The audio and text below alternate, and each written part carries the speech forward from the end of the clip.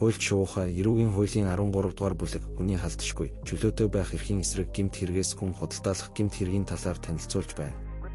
Хүний халдшгүй чөлөөтэй байх эрхийн эсрэг гэмт хэрэгт хүн худалдаалах, хүн хулгайлах, хүн барьцаалах, хүнийг хүчээр алга болгох, занл хийлэх, бусдын орон байранд хууль бусаар нэвтрэн орох, хууль бусаар нэгжих хураан авах битүүмжлэх, зөвшөөрөлгүй гэрэл зураг авах дуу дүрс бичлэг хийж дамжуулах тараах, хууль бусаар баривчлах саатуулах, хувь хүний нууцад халдах, хувь хүний нууцыг задруулах, хууль бусаар мөрдөж мөшгөх, албатан хөдөлмөрлүүлэх, худал мэдээлэл тараах гэмт хэрэгүүд орно.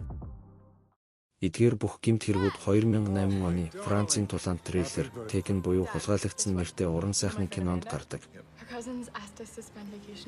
Кинонд тагнуулын ерөнхий газрын хуучин ажилтан Брайан Милс охиныг хүний 8 оны зорилгоор хулгайлсан Албаны мафийн хойноос 96 цагт амжин нэхэж буйг харуулдаг юм. Кино эхлэмэгц эрүүгийн хууль заасан гэмт хэрэгүүд гар араасаа цугна. Хүний 8 оны гэмт хэргийн бүлэглэл буюу мафийнхан бусдын орон байранд хууль бусаар нэвтрэн орно. Үүний дараа худалдаалах санаатаагаар гол дүрийн Баатрын охиныг хулгайлна. Гол дүрд Лиам Нисэн тоглосон ба түүний 50 доод өнгийн хоолой нарийн мэдрэмжтэй жүжиглэлт нь киног амжилтанд хүргэсэн байдаг. I don't know who you are. I don't know what you want. If you are looking for ransom, I can tell you I don't have money. But what I do have are a very particular set of skills. Skills I have acquired over a very long career. Skills that make me a nightmare for people like you.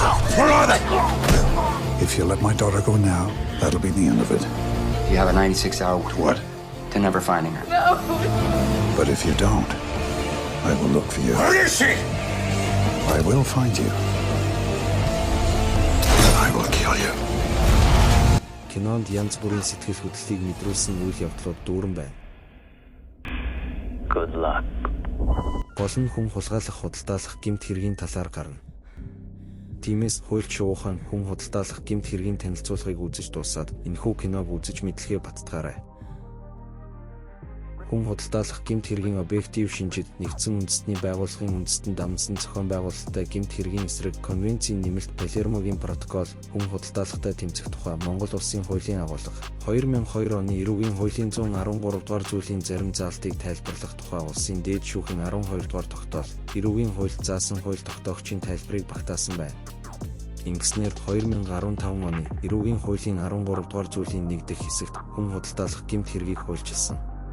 Хүн худалдаалах гэмт хэрэг нь хүний хувийн эрх чөлөө халдшгүй, чөлөөтэй байх эрхэд халддаг, нийгэмд аюултай, гин буруутай үйлдэл бөгөөд олон улсын шинжтэй гэмт хэрэг тооцдог байна. Биеийг нь өмлүүлэх, бусад хэлбэрээр бэлгийн мөрчлөг, хүчирхийлэлд оруулах, боолчлох, түнтэй ижил төстэй нөхцөлд байлгах, эд эрхтнийг авах, албатан хөдөлмөрлүүлж мөлжих зорилгоор хүч хэрэглэхээр занл хийлж, хулгайлж, хуурам ихэлж, итгэл эвдэж, эрх мэдлээ уруулан ашиглаж, эмзэг байдлыг нь далимдуулж, эсвэл хяналттай байлгаж байгаа хүнд төлбөртүүлж, ахуулдаж хүнийг иргэшээлтэд оруулан элсүүлсэн, тээвэрлсэн, орогнуулсан, дамжуулсан, хүлээн авсан бол 2 жилээс 8 жил хүртэл хугацаагаар хорих ял шийтгэв. Хүн худалдаалах гэмт хэргийн объект нь хүний халдшгүй, чөлөөтэй байх, бусад ашиг сонирхол байна. Халдлагад өртөгч нь худалдаалагдсан хүн байна. Хүн худалдаалахтай тэмцэх тухай хуулийн 3 дугаар зүйлийн 3-1-ийн 2-т хохирогч гэж эрүүгийн хэрэг хянан шийдвэрлэх тухай хууль заасны дагуу эрүүгийн хэрэг үүсгэсэн хохирогчоор тогтоосон эсхээс үл шалтгаалan хүн худалдаалахын улмаас эрх чөлөө ашиг сонирхол нь зөрчигдсөн хүнийг ойлгохоор заасан.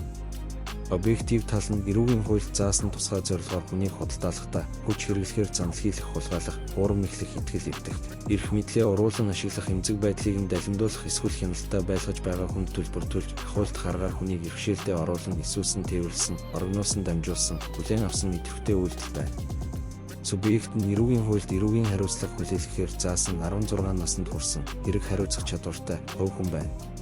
Субъектив тал нь гин буруугийн санаатай хэлбэрээр үйлдэгдэх бөгөөд хохирогчийн биеийг нь нөлөөлөх, бусад хэлбэрээр мөржлөг хүчирхийлэлд оруулах, боолчлох, түнтэй ижил төстэй нөхцөлд байлгах, эд эрхтнийг нь авах, албатан хөдөлмөрлүүлж мөлжих тусгай зорилготой байна.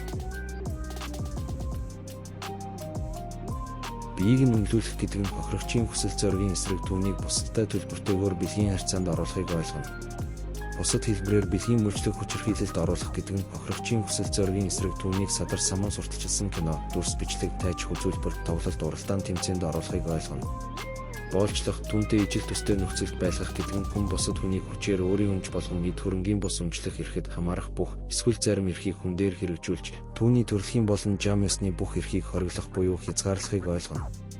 Эд эрхтнийг авах гэдэг нь гэмт итгээд өөрийн болоод бусдын бие эд эрхтнийг нөхөн сэргээх, аль нэг эрхтнийг орлуулах солих, эсвэл бусдад худалдаалж ашиг олох зорилгоор хүний эд эрхтнийг авахыг ойлгоно. Албатан хөдөлмөрлүүлэх гэдэг нь хүний хүсэл зоригийн эсрэг илт хохиролтой болцол нөхцөл тулгаж, аливаа ажил үйлчлэгийг цалин хөлсгүй гүйцэтгүүлэхийг ойлгоно. Хүч хэрэглэсэн гэдэг нь гэмт итгээд хохирогчийн бие махбодод халдаж, түүний эсэргүүцлийг няцаасан байхыг ойлгоно. Алгадах, цохих, шүлэх, түлхэх, хоолойг боох зэрэг хэлбэртэй байж болно. Хүч хэрэглэхээр занал хийсэн гэдэг нь гэмт итгээд хохирогчийн болон ойр дотны хүнийг ална, эрүүл мэндэд хохирол учруулна, эрх хэрэгжүүлээг хязгаарлан зэргээр айлган сүрдүүлсэн байхыг ойлгоно. Хулгайлсан гэдэг нь хүнийг худалдаалах зорилгоор хохирогчид хүч хэрэглэхээр занал хийж, бурам эхэлж, эсвэл сэтгцийн өвчтөд согтуурсан, мансуурсан, сэтгцийн үйл ажиллагаанд түр сарнсан, бусад өвчний улмаас бие хамгаалах эсэргүүцэл үзүүлэх чадваргүй байдлыг ашиглаж бэрхшээлтэд оруулан авч явсан үйлдэл хийхийг ойлгоно. Хуурам эхэлсэн гэдэг нь үгээр буюу үйлдэлээр бодит байдлыг нуун дарагдуулах, эсвэл зохиомжтой байдлыг зориудаар бий болгох замаар бусдыг төөрөгдүүлсэнийг ойлгоно. Хохирогчийг гадаад улсад өндөр цалинтай ажилд зуучлан сургацуулна, тэтгэлэг олгуулна, виз гаргана гэх зэргээр худалдаамлах хэлбэрээр илэрнэ. Итгэл эвдсэн гэдэг нь хоёр талын итгэлцэлд үндэслэх бөгөөд хохирогчид ашигтай нөхцөл бий болгоно гэж хуурамч гэрээ бичиг баримт ашиглан итгүүлэх, дараа нь итгэлийг нь хөсөрдүүлсэнийг ойлгоно. Эрх мэдлээ уруулан ашигласан гэдэг нь албан тушаалтан албан үүрэг бүрэн эрх, албан тушаалын байдлаа уруулан ашиглаж, эсвэл зориуд хэрэгжүүлэхгүй байж үйлдсэнийг ойлгоно. Эмзэг байдлыг нь далимдуулсан гэдэг нь хохирогчийн эдийн засаг, эрүүл мэнд болон хөгжлийн бэрхшээлтэй байдал, гэр бүлийн таагүй орчин, түнжлэн амьдрал ахуйн бусад хүнд байдал зэргийг ашигласан байхыг ойлгоно. Хяналттай байлгаж байгаа хүнд төлбөр төлж хахуйлдаж хүнийг бэрхшээлтэд оруулсан хохирогчийг бүх хэлбэрээр хяналттай байлгаж буй итгээд өөртөө эдийн болон эдийн бус ашигтай байдлыг бий болгох болцоотойгоор бусдад хүнийг шилжүүлж буй үйлдэлийг ойлгоно. Өөрийн асрамжид байдаг бага насны хүүхдийг бусдаас мөнгө авч шилжүүлсэн нь энэ ойлголтод нэгэн адил хамаарна. Иесусэн гэдэг нь хүнийг худалдаалах зорилгоор тухайн болон бусад этгээдийг айлган сүрдүүлэх, тулгын шаардах, ятгах замаар гэмт ажиллагааны оролцогч болгох аливаа үйлдэлийг хийлнэ. Хүн худалдаалах гэмт хэргийг үйлдэхдээ бусдыг татан оролцуулахаас гадна хохирогчийн бие хамгаалах чадваргүй болон бэрхшээлтэй байгаа байдал зэргийг далимдуулан зөвшөөрөх явдал нь энэ ойлголтод нэгэн адил хамаарна.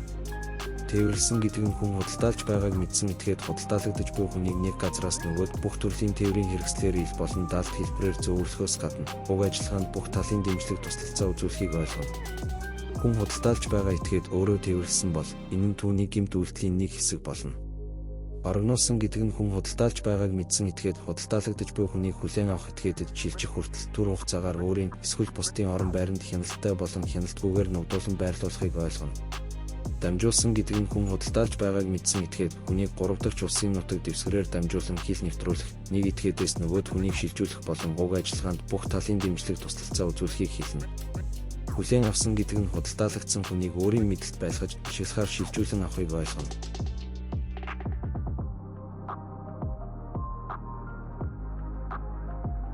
Хүн худалдаалах гэмт хэргийг хүүхэд жирэмсэн эмэгтэйг мэдсээр байж. 2. Түүнээс олон хүнийг худалдаалж. Монгол улсын хилээр нэвтрүүлж үйлдсэн бол 5 жилээс 12 жил хүртэл хугацаагаар хорих ял шийтгэн. Хүүхэд жирэмсэн эмэгтэйг мэдсээр байж гэдэг нь гэмт этгээд хохирогчийг 18 наснд хүрээгүй, эсвэл жирэмсэн гэдгийг түүний гадаад төрх байдал, хоорондын харилцаа, эсвэл бусад их сурвалжаас давтаа мэдэж байсныг ойлгоно. 2. Түүнээс олон хүнийг худалдаалж гэдэг нь гэмт этгээд 2 буюу түүнээс олон хүнийг худалдаалах гэсэн нэгдмэл нэг санаа зорилгоо нэг цаг хугацаанд эсвэл тодорхой хугацааны дараа хэрэгжүүлсэн байхыг хэлнэ. Монгол улсын хилээр нэвтрүүлж үйлдсэн гэдэг нь хүн худалдаалахын тулд Монгол улсын хилийг нууцаар эсвэл хурамч буюу хууль ёсны баримт бичиг ашиглан хилээр нэвтрүүлэхийг ойлгоно.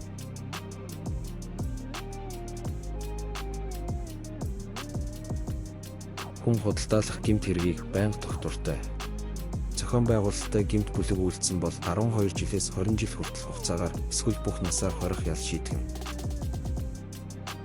Хүн худалдаалах гэмт хэргийг байнга тогтвортой үйлдсэн гэдэг нь энэ гэмт хэргийг 3 ба түүнээс дээш удаа үйлдсэн байхыг ойлгоно.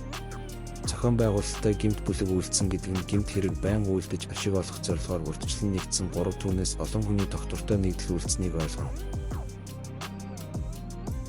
Хүүхдийн эсрэг хүн худалдаалах гэмт хэргийг үйлцэнд тооцоход эрүүгийн хуулийн 13-ийн 1-р зүйлийн 1 дэх хэсэгт заасан аргаар үйлцэн байхыг шаардахгүй. Хүнийг Иесус нь тээвэрлсэн, орогноосон дамжуулсан, хүлээн авсан идэвхтэй үйлдэл хийснээр объектив талын шинж хадгалагдана. Хүн худалдаалах гэмт хэргийг үйлцэнд тооцоход хохирогч өөрийг нь эрүүгийн хуулийн 13-ийн 1-р зүйлийн 1 дэх хэсэгт заасан аргаар хохироож байгааг өөрөө зөвшөөрсөн хэсэг нь гэмт хэргийн зөвчлөлд нөлөөлөхгүй. Насанд хүрээгүй гэдгийг мэдсээр байж худалдаасан бол эрүүгийн хуулийн 13-ийн 1-р зүйлийн 2 дахь хэсгийн 2-ын 1-ээр зөвчлөнө. Мэдээгүй бол эрүүгийн хуулийн 13-ийн 1-р зүйлийн 1 дэх хэсэг болно. Хүнийг Монгол улсын хил давуулан худалдаалахдаа Монгол улсын хилийг хууль бусаар нэвтэрсэн бол эрүүгийн хуулийн 13-ийн 1, 19-ийн 14-р зүйлээр давхар зөвчлөнө. Хүн худалдаалах нь мөнгө авч шилжүүлэхийн зэрэгцээ, ямар нэгэн эд зүйл өмчлөх эрхээр солих, өрөнд өгөх зэрэг хэлбэртэй байж болно. Хүн худалдаалах гэмт хэрэг нь бэлгийн мөлчлөг гэмт хэрэгтэй объектив талын шинж болох үйлдэлийн арга, субъектив талын шинж болох гэм буруугийн хэлбэр мөлчлөгийн зорилгоороо төстэй. Объектив талын шинж болох гэмт үйлдэлээр нь ялгаж зөвчлөнө. Хүн худалдаалах гэмт хэргийн тухайд хүнийг Иесус нь тээвэрлсэн, орогноосон дамжуулсан, хүлээн авсан үйлдэл хийсэн байдаг бол бэлгийн мөлчлөг гэмт хэргийн тухайд хүнийг бусдтай бэлгийн харьцаанд албатан оруулсан байдаг. Албатан хөдөлмөрлүүлэх гэмт хэрэг нь хүн худалдаалах гэмт хэрэгтэй объектив талын шинж болох үйлдэлийн арга, субъектив талын шинж болох гэм буруугийн хэлбэр зорилгоороо ижил. Объектив талын үндсэн шинж болох гэмт үйлдэлээр нь ялгаж зөвлөжлөн. Албатан хөдөлмөрлүүлэх гэмт хэрэг нь хохирогчийн зорчих эрхийг хязгаарлагдаггүй бол хүн худалдаалах гэмт хэргийн хувьд зорчих болон бусад эрх чөлөөг нь хязгаарладаг. Хүн худалдаалах гэмт хэргийн тухайд хүнийг албатан хөдөлмөрлүүлж мөлжих зорилготой тогтмол шинжтэй байдаг бол албатан хөдөлмөрлүүлэх гэмт хэрэг нь ихэвчлэн тодорхой хугацаанд хөдөлмөрийн мөлжлөгт ашигласан байдаг. Хүн хулгайлах гэмт хэргийн хохирогч болсон хүн баримт бичггүйгээр гурамж баримт бичгээр Монгол улсын хил нэвтэрсэн бол энэ гэмт хэргийг үйлцэнд тооцохгүй. Хүн худалдаалах гэмт хэргийн шүүхийн шийдвэрийг танилцуулъя. 2024 оны 6 дугаар сарын 26-ны өдрийн Баянзүрх дүүргийн эрүүгийн хэргийн анхан шатны шүүхийн шийтгэх тогтоолын дагуу шүүгдэгч нарыг бүлэглэн хүнийг байнга доктортойгоор биеийг нь өндөөлөх зорилгоор хүч хэрэглэхээр занал хийлж эмзэг байдлыг далимдуулж иргэшээлтэд оруулан эсвэл тээвэрлэн орогнуулж худалдаасан гэмт хэргийг үйлдсэн гэм буруутай тооцож эрүүгийн хуулийн ерөнхий өнгийн 3-ын 7 дугаар зүйлийн 1 дэх хэсэгт заасныг журамлана. Эрүүгийн хуулийн тусгай ангийн 13-ийн 1-р зүйлийн 3 дахь хэсгийн 3-ын 1 дэх заалтад зааснаар шүүгдэгч нарыг 12 жилийн хугацаагаар хорих ялаар шийтгэжээ. Түүнчлэн шүүгдэгч нараас 3,705,000 төгрөгийг хувь тэнцвүүлэн гаргуулсан байна. Хүний халдшгүй чөлөөтэй байх эрхийн эсрэг гэмт хэргийн статистик тоо мэдээг танилцуулъя. Ийм төрлийн гэмт хэргийн гаралтын тоо багч гэсэн 2018 оноос тасралтгүй өссөн байна. Трендэд тулгуурлан прогноз хийвэл дараагийн жилүүдэд хурдтай өсөх төлөвтэй байна. Хууль шуухай эрүүгийн хуулийн 13 дугаар бүлэг хүний халдшгүй чөлөөтэй байх эрхийн эсрэг гэмт хэрэгээс хүн худалдаалах гэмт хэргийн талаар танилцууллаа. Танилцуулгыг тананд нэмжаргалнаар бэлдэв. Хууль шуухайтай хамт эрүүгийн эрх зүй судлаарай. Хамтдаа хөгжицгөөе.